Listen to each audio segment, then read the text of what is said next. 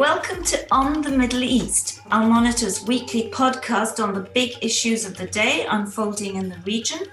My name is Amberin and I'm a roving correspondent for Al Monitor who reports from the Middle East. For those of you familiar with our podcast, our usual host is Al Monitor President Andrew Parasliti, but from today onwards, I'll be stealing the show from him every so often to give voice to as many as I can of the amazing women who live in and are from the Middle East and to get their perspective on what's happening and why. My first guest is a truly extraordinary young woman. She's called Elizabeth Tsurkov. She's an Israeli-Russian scholar who's a doctoral student at Princeton University, and she lives in Istanbul. Her focus is on the Levant, and particularly, though, on the horribly sad and violent Syrian conflict. Elizabeth is currently a fellow at the Center for Global Policy, that's a think tank based in Washington. She's also a research fellow at the Forum for Regional Thinking, which is an Israeli-Palestinian think tank based in Jerusalem. So I'm super excited about this conversation because Elizabeth is truly an expert on Syria, who has been to Syria numerous times and has one of the broadest networks ever. Comprising of Syrian politicians, activists, artists, rebels, and ordinary people, of course. Well, also some pretty scary characters too, I imagine, actually. She speaks fluent Arabic and obviously Russian and Hebrew, and as such brings a truly unique perspective. She approaches the subject not only with her planet-sized brain, but her enormous heart. Elizabeth cares, and this shines through her body of work. In fact, Elizabeth contracted COVID as a result of embracing her Syrian friends in Istanbul, literally from embracing them, hugging them. Welcome to our show, Elizabeth, and thank you so much for coming on. Thank you so much for that kind introduction. I'm very happy to be with you on this first episode that you're kind of taking over the reins. Great. Well, listen, so when we talk about Syria, it seems very hard to actually give a full picture of the place because it's effectively split into three separate zones of influence, right? There's the regime and its Russian and Iranian allies who now control the majority of the country. Then you have the Turks and their Sunni rebel proxies in the north, and the US and the Kurds in the northeast.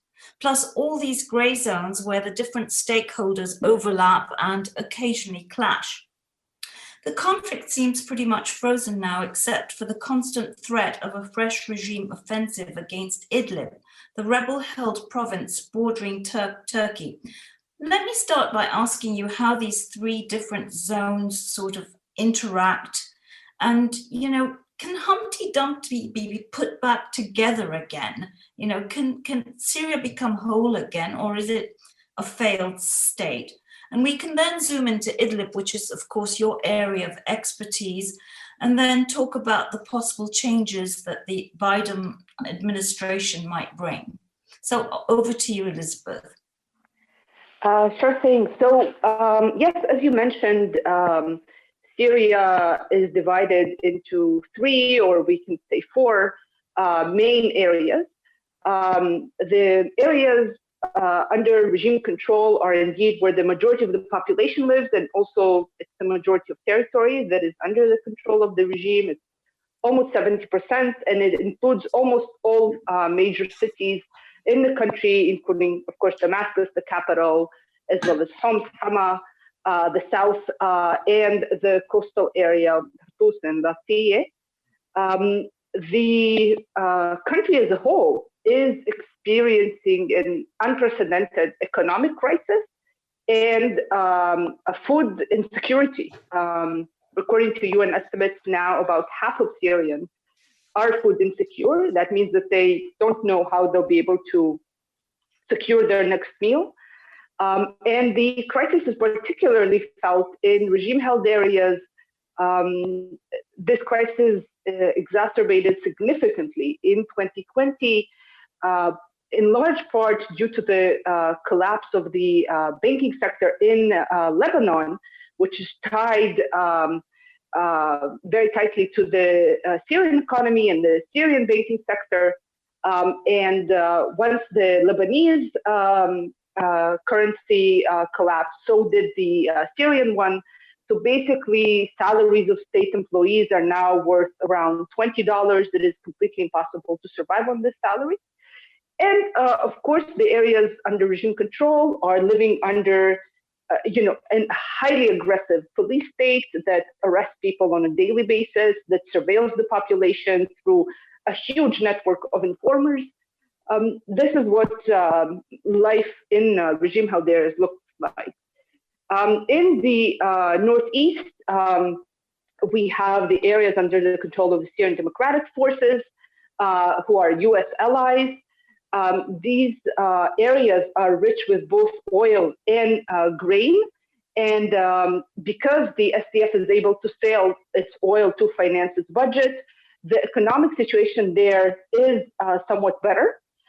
Salaries that are given to fighters in the Syrian Democratic Forces are significantly higher than salaries of pretty much any other fighter inside the country. And while much of the area was previously under ISIS rule, basically we're slowly seeing reconstruction happening, particularly in Raqqa, which was once kind of the unofficial capital of ISIS in Syria. But we are continuing to see persistent ISIS attacks, particularly in Deir Zor, in the rural areas of that province that are under SDF control. And then we have the Northwest. And the Northwest could be roughly divided between Idlib, is home to about 3 million people. And that area is under the control of Hayat Tahrir al-Sham, HTS, which is a former affiliate of Al-Qaeda. The humanitarian conditions in this area are the worst in Syria on all metrics, pretty much, in terms of COVID, in terms of malnutrition of children, malnutrition of breastfeeding mothers. Over 1 million of the area's inhabitants, so more than a third, are living in tent camps. Basically, Idlib is kind of the major stronghold of the opposition. To this area, the regime busts people who refuse to live under its control. So the population there is very antagonistic towards the regime and terrified of the prospect of a regime, further regime advances on this area. But thankfully, since March, the area has not witnessed new regime offensives. And this means basically that the area is witnessing the greatest stability. However, it is still basically a continuous humanitarian crisis because of all this displacement and massive destruction. Russia and the regime and pro-Iranian militias destroyed much of the area's infrastructure. So the population is basically depending on aid and going hungry.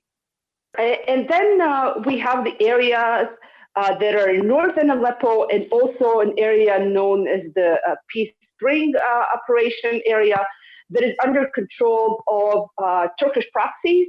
These are militias that present themselves as revolutionary actors, as rebels. In reality, they take orders from Turkish authorities, and basically Turkey uses them to wage battle, mostly against the SDF or the Kurdish component of the SDF, the YPG. Those areas are home to less than 2 million people. Those areas experience high levels of insecurity and criminality and lawlessness. Due to the abuses of these factions, as well as insurgency by the YPG, which continues to deploy car bombs into these areas, and these car bombs enter very easily because of the corruption of the Syrian proxies of Turkey, who just, in exchange for bribes, allow these car bombs to come in. So those areas, that area also has a large number of displaced people from other parts of Syria. And part of that territory is also Afrin, which was once a Kurdish majority area, and it basically underwent ethnic cleansing. And now Arabs who have been displaced from other parts of Syria are now living in Kurdish homes. Let's zoom into Idlib a bit and this group Hayat Tahrir al-Sham. Do you believe that, first of all, that the approach of the incoming Biden administration will be more sort of closer to how the Russians view things in Idlib? Will the Biden administration be more sympathetic to the Russians on that score, and by extension, less supportive of Turkey's, Turkey's resistance to any Russian offensives there? Or do you think they might be swayed by what appears to be an effort, certainly on the part of the HTS leader, Jolani, to sort of moderate himself, distance himself from al-Qaeda? And does he actually have real legitimacy? Can you tell us a bit about that, Elizabeth? Sure. So HTS underwent a very interesting process in recent years. Initially, when the previous iteration of the group, Jabhat al-Nusra, broke ties with al-Qaeda Central, many people, myself included, believed that this is basically a propaganda ploy, and that no change will occur with the group's conduct. But we've actually seen changes both on the ground in terms of policies of this group, as well as the rhetoric. I think for the international community, much more important is what's happening on the ground rather than rhetoric.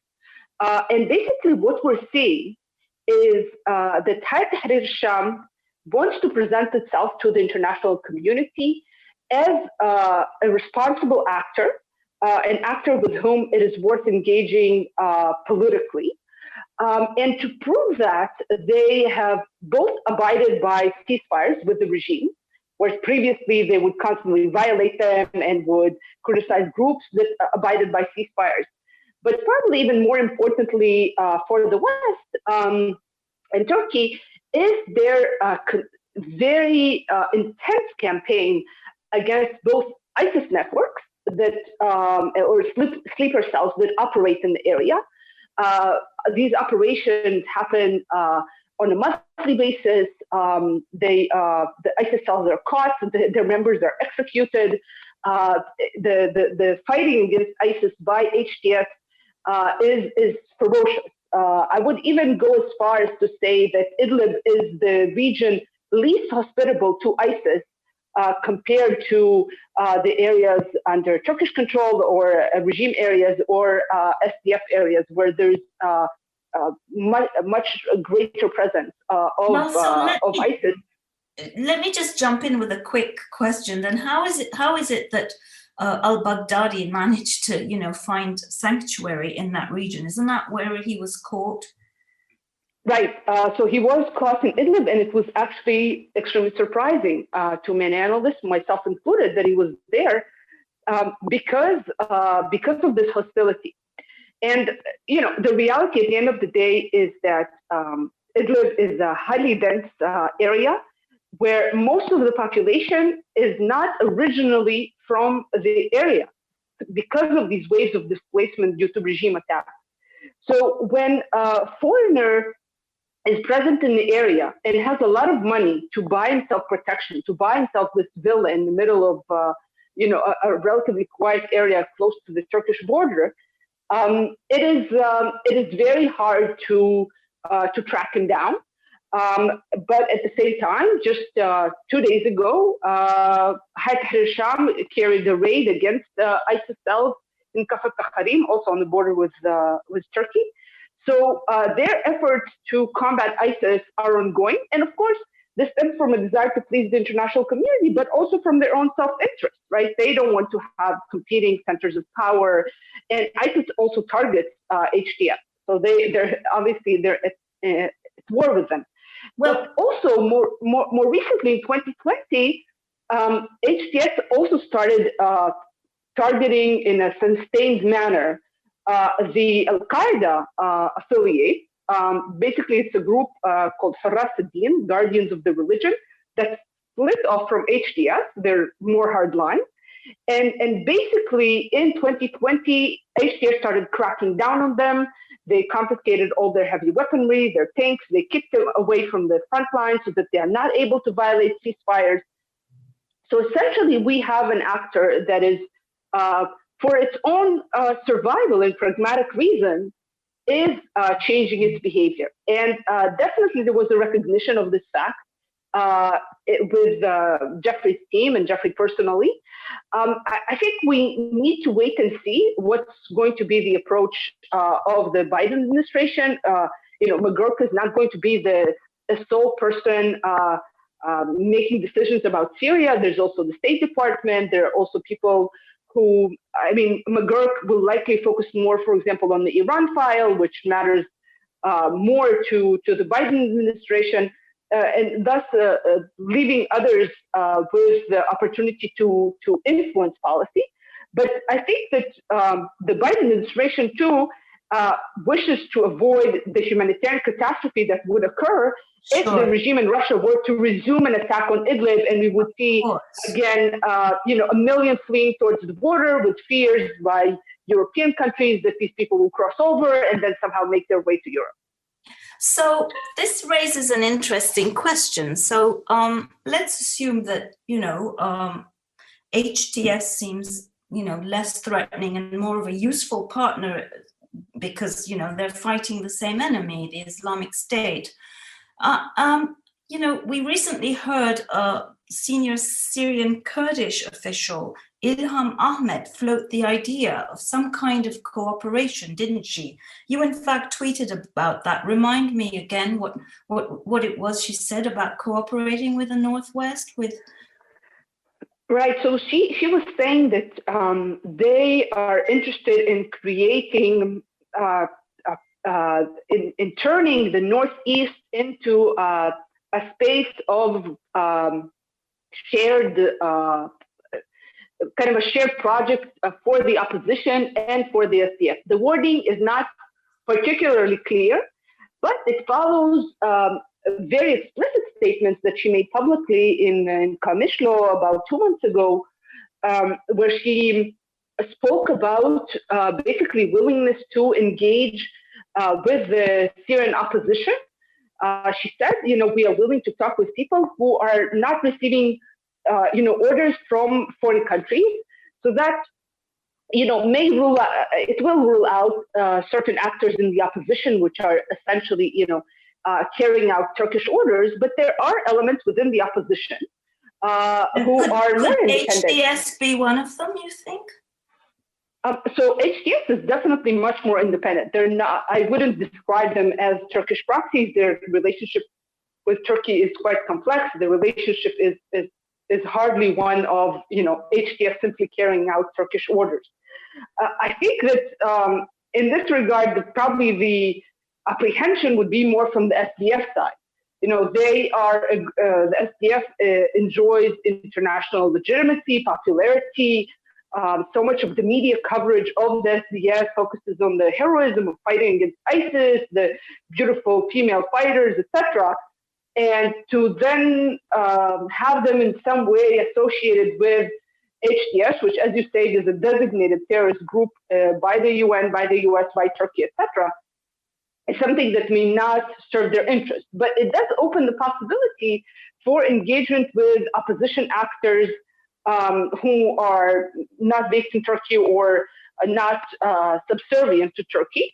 Well, it's an interesting idea because, if you think about it, if they were to, join hands in some fashion, that would really create a lot of pressure, wouldn't it, on the regime? Yes. So this is something that members of the Syrian opposition and even Jeffrey's team, their kind of thinking was to try and heal the rifts between the Syrian opposition and the SDF, rifts that by large, stem from Turkey's policies towards the SDF, and really kind of create, basically, as you said at the beginning, Syria is kind of partitioned, and the conflict is turning into a frozen conflict. So, wouldn't it be kind of revolutionary and offer a real kind of leverage versus the regime if the areas outside of regime control, which are over 30% of Syria's territory, and where over 7-8 million people live in those territories, wouldn't it really kind of pressure the regime if those areas had better trade relations, coordination, etc., and really kind of created an area that flourishes, that has some kind of political pluralism, and thus would serve as an example for Syrians who continue to live under regime rule, and for the international community to see what a Syria without Assad would look like. For as long as Assad's at the helm, it's inconceivable, right, that the United States would, allow any money to come in, certainly not from the West, right? They would sanction anyone who did that. So how are they going to rebuild this war-shattered country? I mean, it's a carcass. What's it goes back to my initial question. How do you put Humpty Dumpty back together again? And where do these presidential elections fit into all of this? So the presidential elections fit into this because it seems that Russia attempted to pressure the regime to engage, for example, with the Constitutional Committee process. It tried to pressure the regime, for example, to host this ridiculous conference on refugee returns in Damascus. It tried to get the regime to try and present itself in a kind of a more accommodating face, and the regime stubbornly refused to do so. So now it seems that Russia is shifting to trying to give legitimacy to the sham elections that will be held this year for the presidency. There are going to be candidates who will face off against Assad, and probably the election is not going to be kind of the classic Syrian election of 99.8, voting for the Assad, whether it's Hafez or Bashar. They'll probably, pick some other number that makes it sound more plausible, but of course will be ridiculous. And the country essentially, right now, as we said, kind of the situation is a frozen conflict. And even more so, there are deep divides within Syrian society. So even if the country is somehow unified under one rule, and I would, the most likely such force would be the regime, if it, we took Idlib, massacred a large share of the population that is there. If the U.S., for example, were to pull out of the Northeast, the regime would be able to take over those areas as well, and jail opponents and kill opponents. In such a prospect, you would basically have a situation that is similar to what we have in regime-held areas right now. As you said, a carcass, a country that is destroyed, a failed state, full-blown failed state that cannot even provide enough subsidized bread for the population, cannot provide fuel, electricity, water, the most basic of services, where COVID is rampant and the regime is pretending that it's, there's no major outbreak. This is what Syria has become after 10 years of war. And I really don't see the country being put back together, and the social rifts that this war, amplified and created are not going to heal for generations. So no. I'm afraid that I don't have anything optimistic to say in this regard. With regards to reconstruction money, yes, any leader who is interested in his citizens doing well would want to reconstruct the country, and I'm sure that Assad, if he was offered billions of dollars from Russia and Iran or China, he would accept that. But those countries are not in a position to finance it and are not interested in just donating money.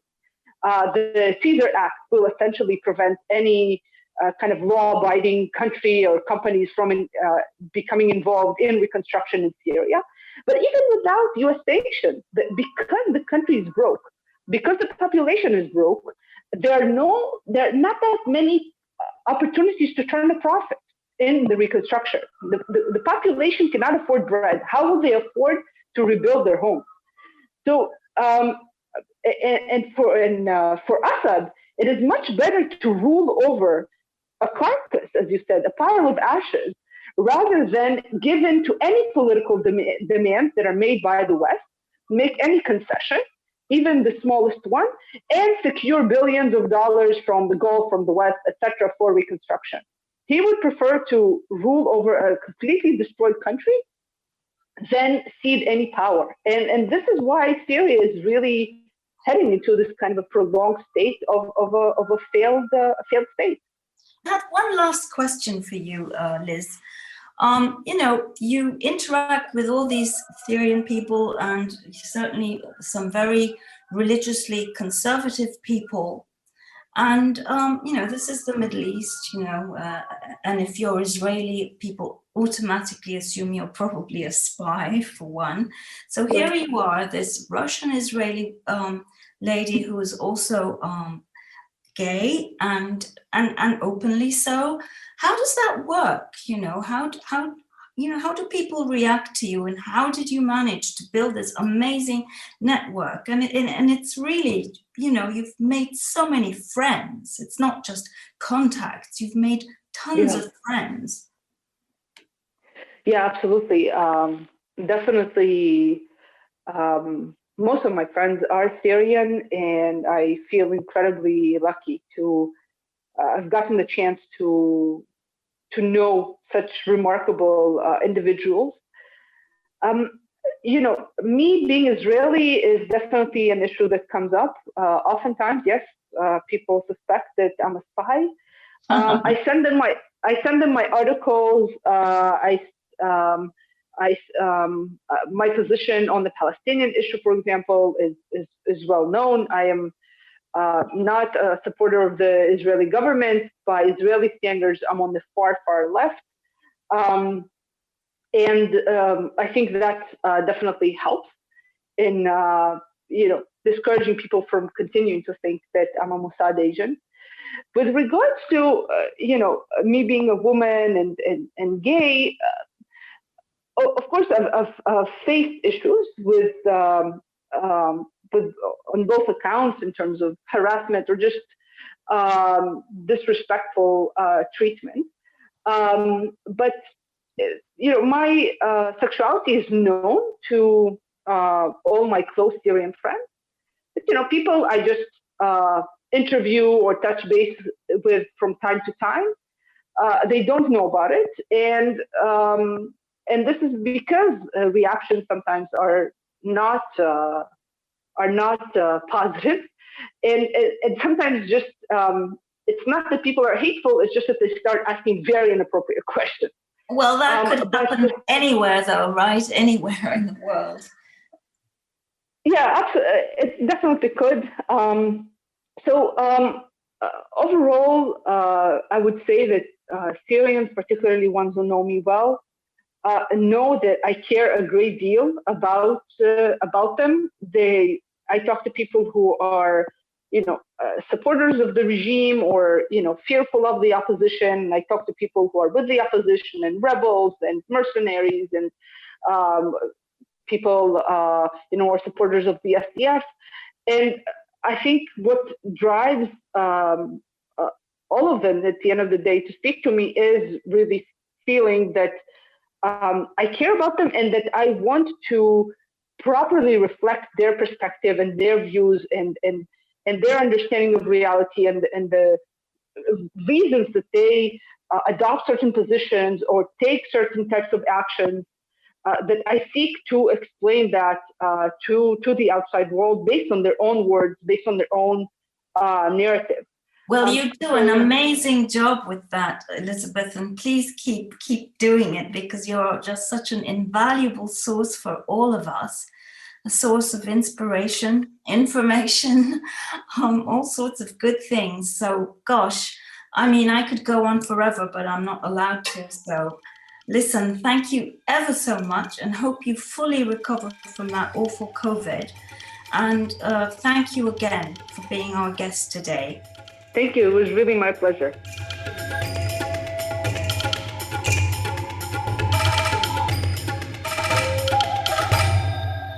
I'm Ben Caspit, al-Monitor veteran columnist reporting from Israel, one of the world's major news and action suppliers of all times, comparing to its tiny size. I've been covering and analyzing the political, diplomatic, and military arenas in Israel for over 34 years. My best-selling biography, The Netanyahu Years, was out 2 years ago. I covered 7 prime ministers, 1 major war, 2 intifadas, 1 prime minister's assassination, 2.5 peace treaties, 4 military operations in Gaza, and it's not letting up anytime soon. I'm glad to invite you to On Israel, our brand new podcast, where we will discuss major events in Israel and its surroundings, talk to decision makers, leaders, and analysts, and try to understand the chaos that comes with the territory of Israel and the Middle East. You will never have a dull moment with us. See you soon here on Israel al-Monitor.